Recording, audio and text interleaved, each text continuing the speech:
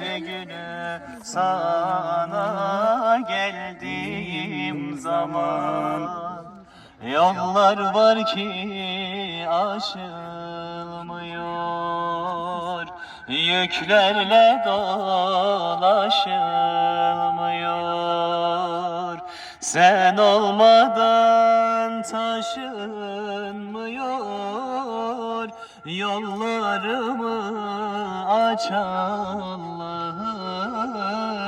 Sen olmadan taşınmıyor, yollarımı aç Allah'ım.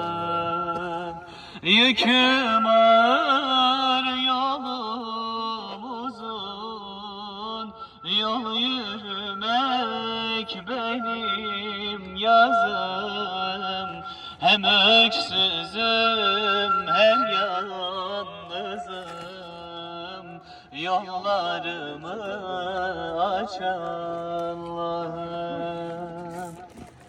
Hem öksüzüm hem yalnızım, yollarımı aç Allah'ım.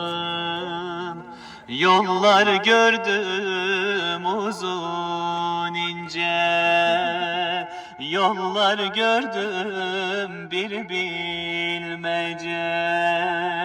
Sen olmadan halim nice, yollarımı aç Allah'ım.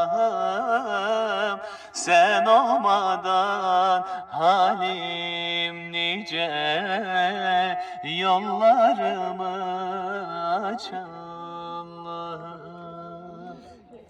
Yüküm ağır, yolum uzun, yol yürümek benim yazım.